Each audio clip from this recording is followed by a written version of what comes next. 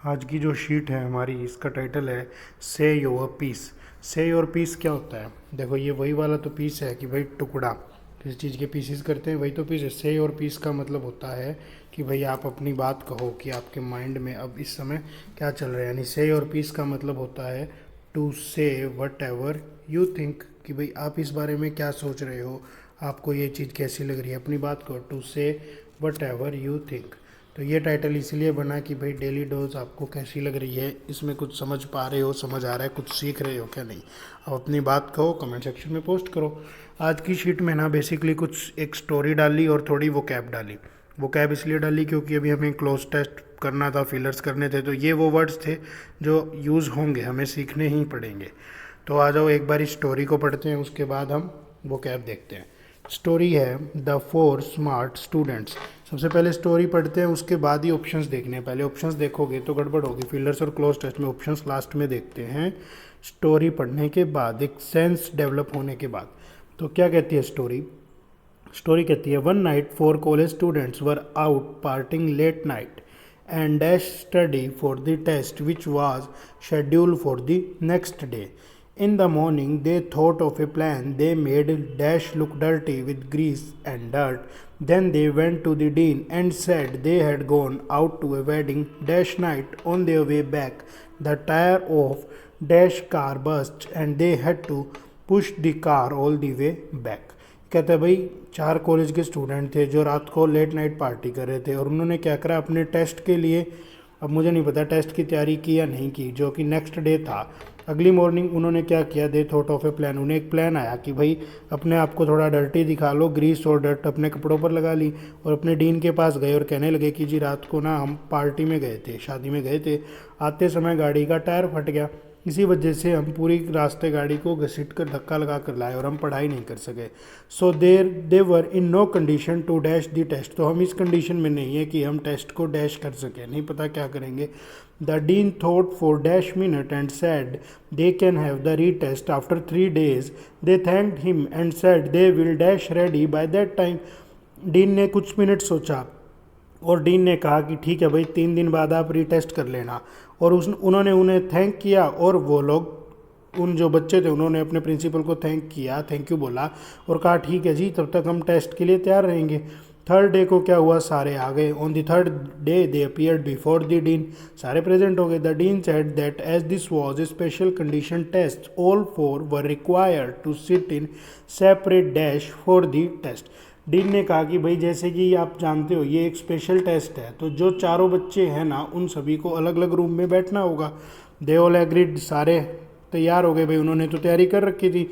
In the last 3 days they all agreed as they had prepare dash. In the last 3 days, भाई पिछले 3 दिनों में उन्होंने थोड़ी बहुत तैयारी कर ली होगी। The test dash consisted of only 2 questions। Test में सिर्फ 2 ही क्वेश्चन थे जिनके 100 मार्क्स थे। पहला क्वेश्चन था भाई योर नेम और इसका ब्रैकेट में लिखा 1 point, यानी इसका सिर्फ 1 नंबर।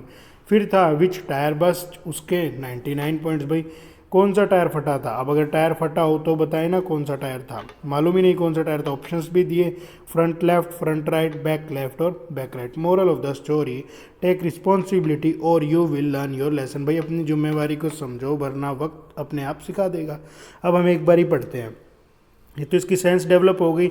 एक सेंस मुझे देख के समझ में आई कि उन 4 बच्चों ने शायद टेस्ट के लिए प्रिपेयर नहीं किया होगा, इसीलिए उन्होंने एक प्लान बनाया, अपने आप को गंदा दिखाया और उन्होंने प्रिंसिपल से कहा होगा कि जी पीछे लास्ट नाइट या किसी और रात को हम शादी में गए थे, कार का टायर फट गया।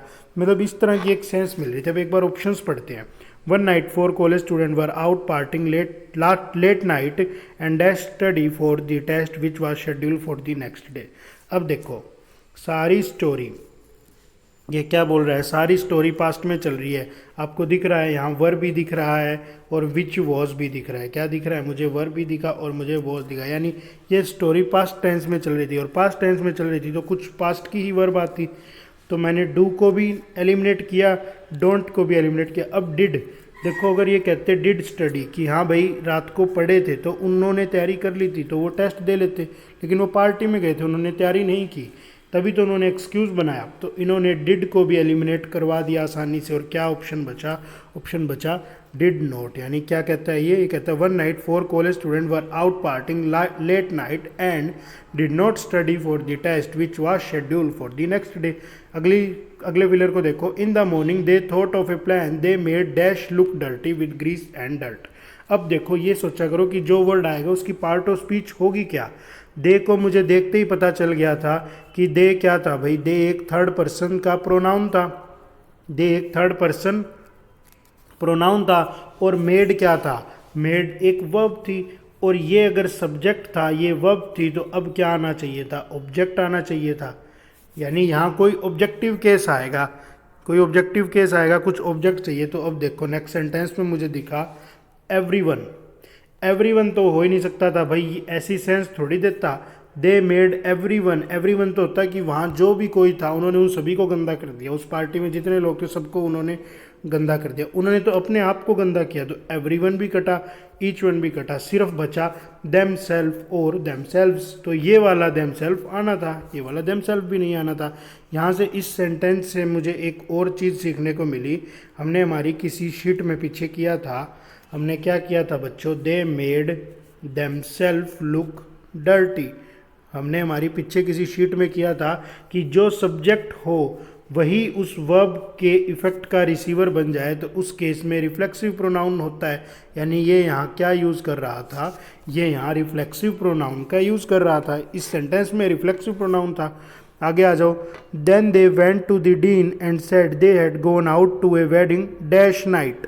अब कह रहे कि जी शादी में गए थे, कौन सी नाइट को शादी में गए थे, ऑप्शंस पढ़ते हैं एक बारी।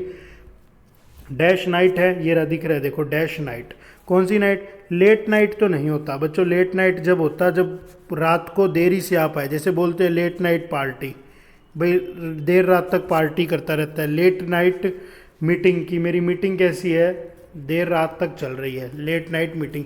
यानी यहाँ मुझे लेट की सेंस नहीं देनी थी, मुझे एक ऑर्डर देना था, भाई कौन सी वाली रात को आप शादी में गए थे जी, पिछली रात को, एक ऑर्डर बताना था। जैसे एक फर्स्ट होता है भाई सबसे पहला, वैसे ही एक लास्ट होता है कि भाई हाँ सबसे पीछे जो पिछली रात को हम शादी में गए थे। तो यहाँ मुझे देखते ही लेट भी एलिमिनेट हो गया, प्रीवियस और अर्लीस्ट का तो सवाल ही नहीं था, बचता ही क्या, लास्ट बचता। भाई लास्ट नाइट को हम तो एक शादी में गए थे। नेक्स्ट फिलर कहता है on their way back the tyre of dash car burst. अब मुझे एक बात बताओ, किसकी कार का टायर फटा, उनकी गाड़ी का फटा। यहाँ एक चीज़ मैंने ऑप्शंस पढ़े, आवर माई देयर, ये वाला देयर तो बच्चों वेयर का आंसर था।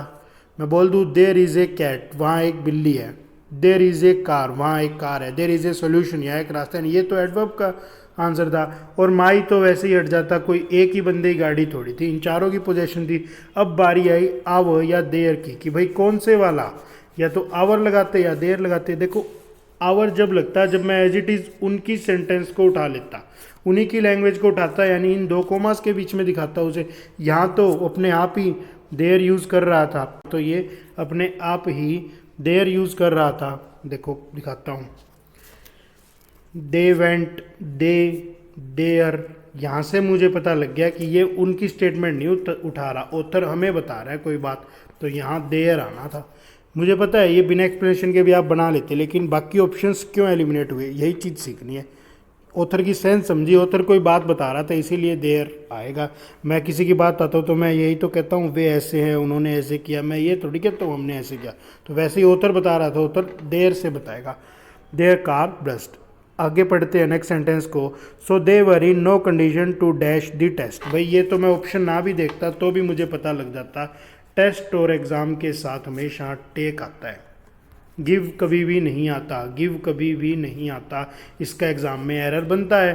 टेस्ट और एग्ज़ाम के साथ हमेशा टेक आता है, गिव कभी भी नहीं आता। तो गिव भी हट जाता, चूज़ भी हटता, पे भी हटता, टेक बचता। कैसे, मैं एक और एग्जांपल से बताता हूँ। I am not taking any exam this year, मैं कहता हूँ I am not taking any exam this year, भाई इस साल ना मैं कोई भी एग्ज़ाम नहीं दे रहा। I am not taking any exam this year, यानी एग्ज़ाम और टेस्ट के बाद टेक आता है बच्चों, ये नहीं आता कि आप गिव कहोगे, टेक आता है। या अपीयर भी कई बार लग जाता है कि एग्ज़ाम में आप अपीयर नहीं हुए, लेकिन यहाँ क्या आना था, यहाँ टेक आना था, भाई वो एग्ज़ाम नहीं दे पा रहे। तो क्या कहाँ थे हम, टेक आना था, कौन सा सेंटेंस था, fifth. The dean thought for dash minute. अब देखो इसके ऑप्शंस पढ़ते हैं। डीन ने थोड़ी देर सोचा, तो डीन ने कितनी देर सोचा होगा, मुझे ना पीछे इसके दिखा मिनट। मिनट देखते ही मैं समझ गया था कि ये एक ही मिनट सोचा होगा। अगर सम होता ना तो इसके बाद तो प्लूरल नाउन आता है, सम बॉय, सम शीट, सम क्वेश्चंस। तो यहाँ क्या था, मिनट था, यानी मैं समझ गया कोई सिंगुलर थिंग थी। और सिंगुलर थिंग थी बच्चों, तो कॉमन नाउन सिंगुलर फॉर्म में कभी भी विदाउट आर्टिकल नहीं आता। द मिनट तो लगा ही नहीं सकता था क्योंकि उस मिनट का कोई जिक्र नहीं था।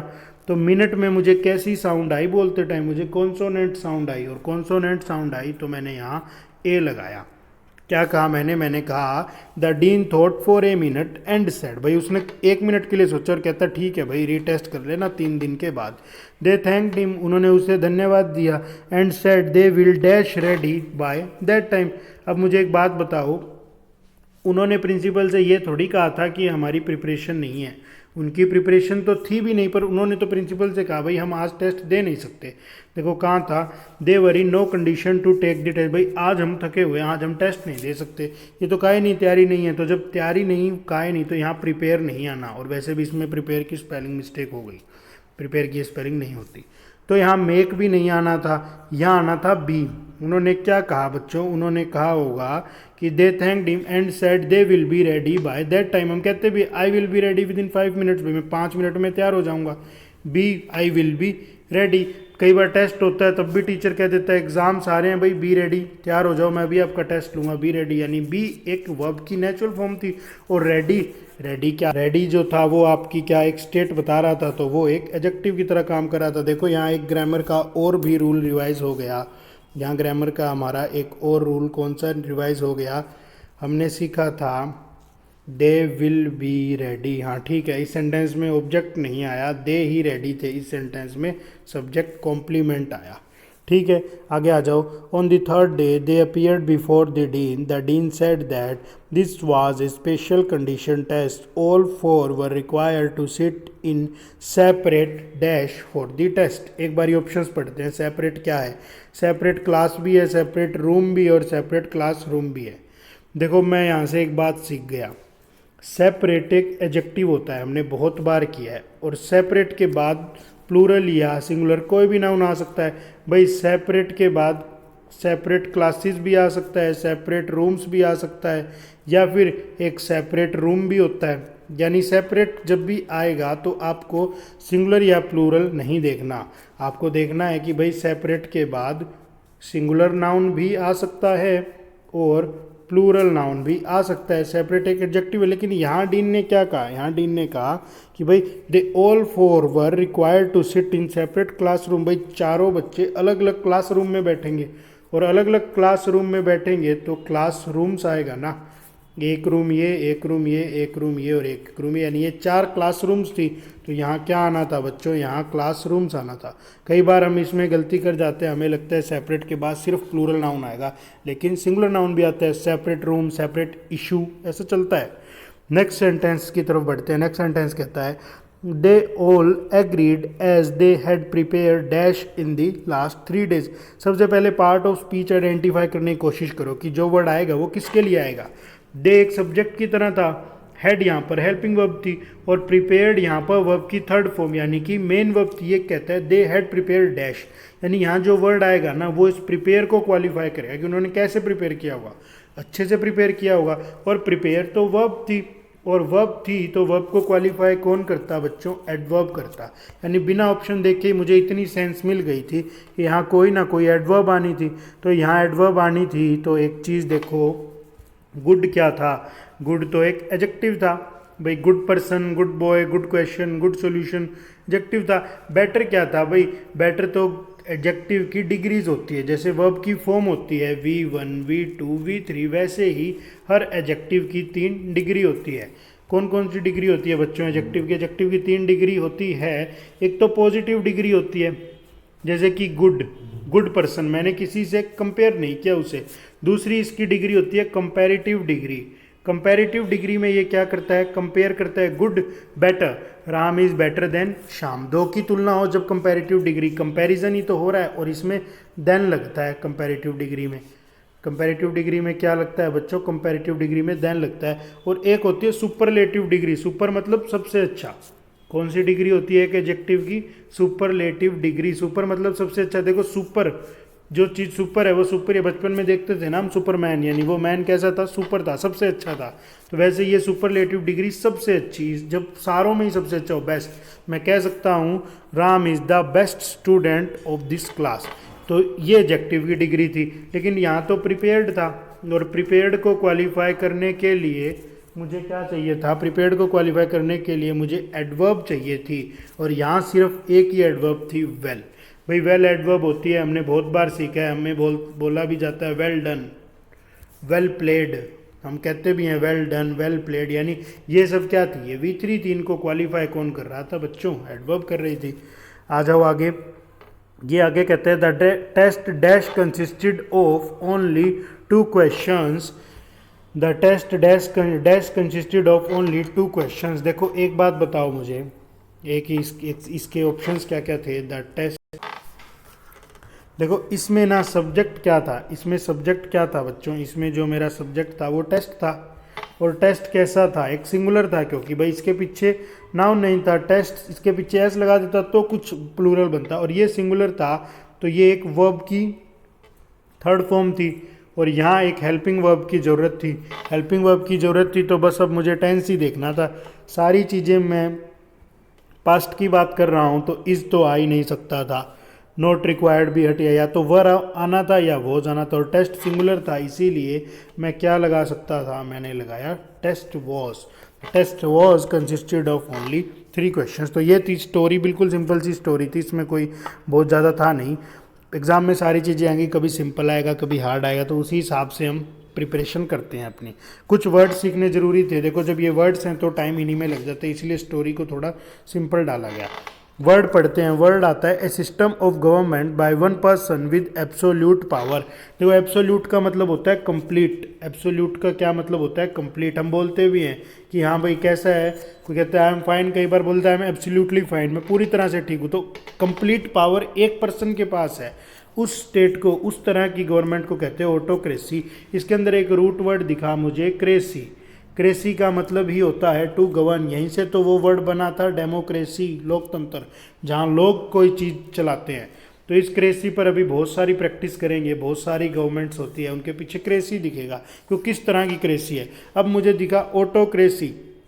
देखो ऑटो को बोलते तो है हम सेल्फ, हम कहते हैं भाई वॉशिंग मशीन लाया जी ऑटोमेटिक थी, कोई भी चीज़ लाए ऑटोमेटिक, यानी वो अपने आप हो जाती है। बाइक में सेल्फ स्टार्ट है, ऑटो स्टार्ट है, तो वो सेल्फ यानी सिर्फ एक ही आदमी के पास पावर है। ऑटोक्रेसी का मतलब ही वो है कि भाई एक ही आदमी सब चीज़ें गवर्न कर रहा है। तो नेक्स्ट वर्ड आता है ए सेल्फ गवर्निंग कंट्री और रीजन। इसे कहते हैं भाई ऑटोनॉमी, जो अपने हिसाब से काम कर रहे हैं, ऑटोनॉमी सिर्फ भाई अपने तरीके से काम कर रही हो कोई कंट्री रीजन, उसे ऑटोनॉमी बोलते हैं। वही चीज़ है, ऑटो सेल्फ से ही रिलेट किया। नेक्स्ट वर्ड आया a system of government in which most of the important decisions are taken by state officials rather than by elected representative. कोई ऐसी सिचुएशन हो भाई, इलेक्टेड रिप्रेजेंटेटिव डेमोक्रेसी में नेताओं को चुना जाता है, लेकिन अब नेता डिसीजन नहीं ले पा रहे, कौन ले रहा है डिसीजन, वहाँ पे जो ऑफिसर्स हैं, ऑफिशियल्स हैं, वही डिसीजन कर रहे हैं। इस तरह की सरकार को हम बोलते हैं अफसरशाही। कई बार कहते भी है सरकार के ऊपर अफसरशाही हावी है, यानी अफसर ही सारे बड़े बड़े निर्णय ले रहे हैं, उस तरह की गवर्नमेंट को कहते हैं ब्यूरोक्रेसी। इसको याद कैसे करेंगे, इसको याद कर लो ब्यूरोक्रेट से। बहुत बार हम ये वर्ड सुनते हैं ब्यूरोक्रेट्स है, IB में भी आती है इंटेलिजेंस ब्यूरो, यानी ब्यूरो का मतलब एक अफसरशाही तरीका है उनका, अफसरशाही, तो ये ब्यूरोक्रेसी होती है। नेक्स्ट वर्ड मेरे पास आया democracy, a system of government by the whole population और all the eligible members of state typically through elected representative. Democracy, democracy में क्या है, क्रेसी वही रूट वर्ड है, टू गवर्न, भाई आप गवर्न कर रहे हो, और डेमो का मतलब क्या है, पीपल, जहाँ पर लोग उस चीज़ को चला रहे हैं, इसीलिए तो कहते हैं लोकतंत्र, भाई ये लोगों का तंत्र है, लोग इसे चलाएंगे। और डेमो से तो हमने बहुत सारी चीज़ें सीखी थी पहले भी। डेमो होता है टू शो करना, और वैसे ही डेमोगोग होता है, लीडर होता है। डेमो का मतलब पब्लिक से रिलेट किया जाता है इस वर्ड को। नेक्स्ट वर्ड मेरे पास आया ए स्टेट सोसाइटी और a group govern by old people. एक ऐसी स्टेट, एक ऐसी सोसाइटी या कोई ऐसी कंट्री जिसको ओल्ड पीपल कंट्रोल करते हैं, भाई वो चला रहे हैं, उसको क्या बोलते हैं बच्चों? उसको बोलते हैं गेरेंटोक्रेसी। गेरेंटोक्रेसी, इसके अंदर मुझे दो रूट दिखी। एक तो मुझे दिखा क्रेसी जो टू गवर्न होता है, और गेरेंटो दिखा। गेरेंटो का मतलब होता है ओल्ड एज, यानी ओल्ड पीपल। अब इसको याद कैसे किया भाई? लिंक करने की बात थी तो इसके अंदर दिखा गैरों। हमने सुना है कि बूढ़े हो जाने पर बुढ़ापे में अपने भी गैरों जैसा बर्ताव करते हैं, तो उसी से इसको लिंक किया था गेरेंटोक्रेसी। अब इसी गैरों से ना बहुत सारे वर्ड्स निकल कर आते हैं मेरे पास। एक वर्ड और आता है सीखने वाला, गेरोंटोलॉजी। देखो क्या वर्ड आता है, गेरेंटोलॉजी। इस लोग को जानते हो? इस लोग को हम बायोलॉजी में जानते हैं, बायोलॉजी में जानते हैं, सोशोलॉजी में जानते हैं, यूलॉजी में जानते हैं। इस लोग का एक मतलब होता है टू स्टडी। बायोलॉजी में क्या होता है? आप स्टडी करते हो लिविंग ऑर्गेनिजम्स की, बायो ऑर्गेनिजम्स की। गेरेंटोलॉजी क्या होता है? ओल्ड एज में जो हमें बीमारियां हो जाती है, बूढ़े व्यक्ति को जो बीमारियां हो सकती है, उनके ऊपर जो एक रिसर्च, जो एक स्टडी चलती है, उसे कहते हैं gerontology. The study of diseases that happens to old age people. ठीक है, नेक्स्ट वर्ड आता है मेरे पास, ए स्टेट और country run by the most least qualified और द मोस्ट अनस्क्रूपलस सिटीजन्स। देखो इसके अंदर तो दो वोकैब दिखी। एक तो मुझे दिखा अनस्क्रूपलस। मुझे पता था जो अन होता है वो एक नेगेटिव सफिक्स है भाई, सॉरी वो एक नेगेटिव प्रीफिक्स है, यानी ये अपने मीनिंग को नेगेटिव कर देता है किसी भी चीज़ के आगे लग के। स्क्रूपलस, स्क्रूपलस का मतलब होता है ऑनेस्ट, इसको याद रख लेना। स्क्रूपलस का मीनिंग होता है ऑनेस्ट। और अनस्क्रूपलस का मतलब क्या निकलेगा बच्चों? अनस्क्रूपलस का मतलब होता है रोग। रोग मतलब डिसऑनेस्ट पर्सन, जो कि डिसऑनेस्ट है, बेईमान व्यक्ति है। तो यहाँ क्या कह रहा है कि एक ऐसा तंत्र है जिसको बेईमान लोग या सबसे घटिया लोग चला रहे हैं, तो उसे क्या कहते हैं? उसे कहते हैं कैकिस्टोक्रेसी। कैकिस्टोक्रेसी, इसे याद करने की बारी आई तो मुझे इसके अंदर कैकी वर्ड दिखा। अब ये भी लिंक वर्ड से याद होता। मैंने इसे कैसे लिंक किया? मैंने इसे लिंक किया काकी से। भाई गांव वगैरह में कहते ही हैं कि काकी, काकी क्या होती है? जो हमारी चाची वगैरह, उसको कहते हैं काकी। तो हमने ऐसे लिंक किया था कि भाई हमारी मम्मी तो अच्छी है और काकी बुरी है। इसको ऐसे लिंक करके याद किया था, बस लिंक करने के लिए। यानी कैकिस्टोक्रेसी, जब बुरे लोग सरकार चला रहे हो, ये मीनिंग था। नेक्स्ट वो क्या भाई? गवर्नमेंट बाय न्यू और इनएक्सपीरियंस्ड हैंड्स। जब कोई नया आदमी सरकार चला रहा हो जिसे एक्सपीरियंस ही ना हो, उस चीज़ को नियोक्रेसी कहते हैं। क्रेसी को तो आप पहचान गए, नियो का मतलब ही होता है बच्चों न्यू। इसकी राइम ही देख लो, न्यू से ही तो मिल रही है। एक और वर्ड भी आता है नियोफाइट। नियोफाइट भी क्या होता है भाई? नया व्यक्ति है, नोविस है, वो अनएक्सपीरियंस्ड पर्सन है, यानी न्यू है वो। नियो मतलब न्यू।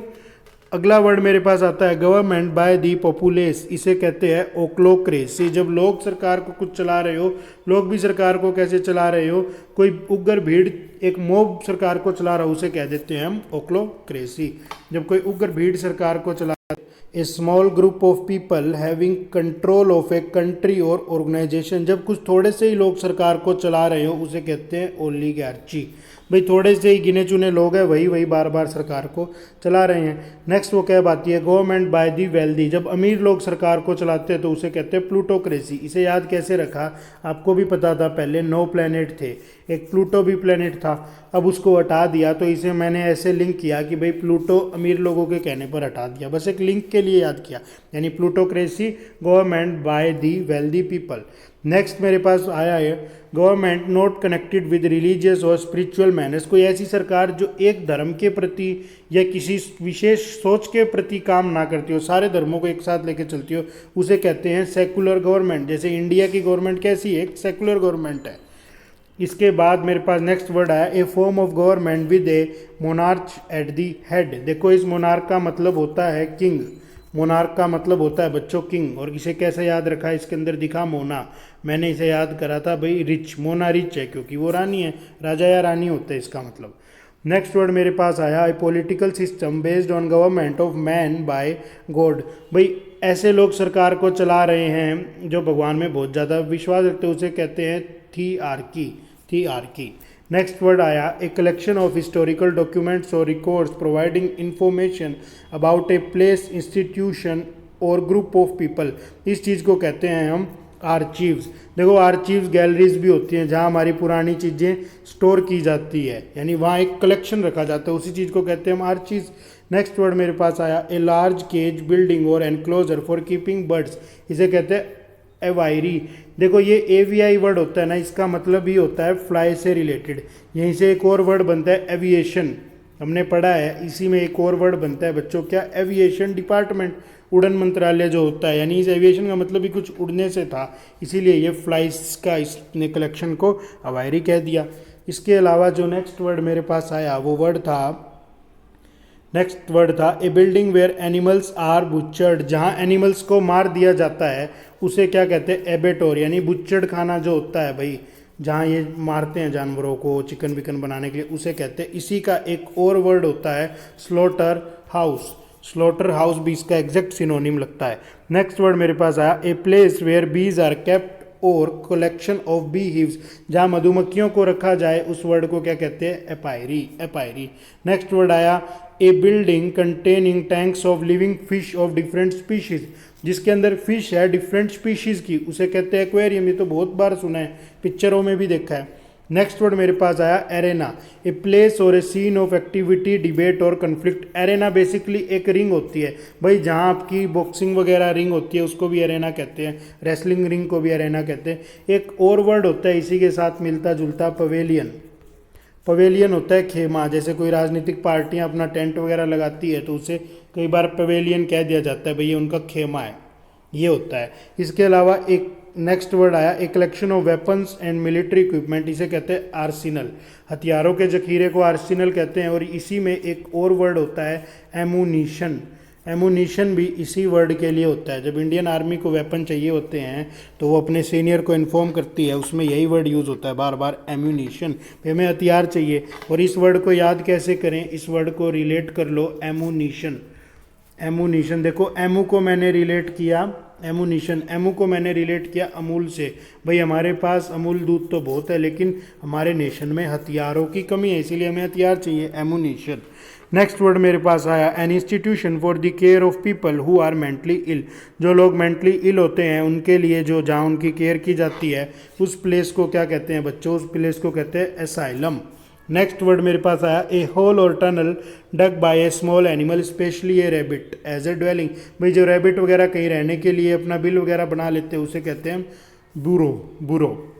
नेक्स्ट वर्ड मेरे पास आया a collection of items of the same type stored in a hidden और इनएक्सेसिबल प्लेस, भाई कुछ कलेक्शन हमने रखा है एक हिडन और इनएक्सेसिबल प्लेस पे, जहाँ कोई पहुँच ना पाए, उस तरह की जगह को क्या कहते हैं, कैशे। ये तो हम बहुत बार जानते हैं, इस वर्ड से तो बहुत बार मिले। फ़ोन के अंदर भी एक सेटिंग होती है ना कैशे मेमोरी, जहाँ हम हमारी रैम को खाली करते हैं। वो कैशे मेमोरी क्या होती है, वो एक ही तरह की अनवांटेड या हिडन फाइल्स होती हैं जो वो मेमोरी बढ़ाती है, इसीलिए वो दिखाता है भाई कैशे मेमोरी को क्लियर करो, मतलब कोई चीज़ छुपी हुई है। और इसी छुपे हुए से मुझे एक और वर्ड याद आ गया, कंसील्ड। कंसील्ड का मतलब भी होता है कोई चीज़ छुपी हुई होना, चोरी छुपे तरीके से। अगला वर्ड आया है पब्लिक रूम और building where gambling games are played, जहाँ पर भाई जुआ वगैरह चलता है उसे क्या कहते हैं, कैसीनो कहते हैं। नेक्स्ट वर्ड आया मेरे पास a large burial ground especially one not in a churchyard, इसे कहते हैं सिमेट्री, भाई जो कबर वगैरह बनती है जहाँ कबर ग्रह वगैरह होता है उसे सिमेट्री कहते हैं। ये वर्ड तो हम पिछले किसी डेली डोज में कर चुके हैं। इसी से मिलता जुलता वर्ड है a place where dead persons body is cremated, जहाँ किसी की मृत व्यक्ति के शव का दाह संस्कार किया जाए। क्रीमेटेड होता है, क्रिमिनेशन एक नाउन होता है, उसके दाह संस्कार करने की प्रक्रिया, उसका दाह संस्कार किया जाता है, उस वर्ड को कहते हैं क्रीमेटोरियम। देखो सेम ही वर्ड है, क्रीमेटोरियम, क्रीमेटेड, क्रिमिनेशन, यानी इसका मतलब ही होता है किसी मरे हुए व्यक्ति का दाह संस्कार करना। एक और सेंटेंस छूट गया बीच में, a room in a public building where, a room in a public building where outdoor cloth और लगेज में बी लेफ्ट, उसे कहते हैं क्लॉक रूम। भाई कहीं मॉल वगैरह में जाते हैं तो हम अपना बैग वगैरह रख देते हैं ना, अपना बैग साथ में नहीं रखते, इसीलिए इसी तरह कई बार रेलवे स्टेशन पर होता है बड़े शहरों में, भाई टूरिस्ट वगैरह घूमने आएंगे तो ट्रेन से आएंगे, उनका सामान कहाँ रखेंगे, साथ लेके थोड़ी घूमेंगे, तो उन्हें छोड़ देते हैं स्टेशन पर, एक कमरा होता है उसमें छोड़ देते हैं, उसे क्या बोलते हैं, उसे बोलते हैं क्लॉक रूम। एक क्लॉक रूम में उस सामान को छोड़ दिया जाता है, एक ऐसा कमरा जहाँ आप अपना सामान कुछ देर के लिए रख सकते हो, बाद में ले जाओ वापस।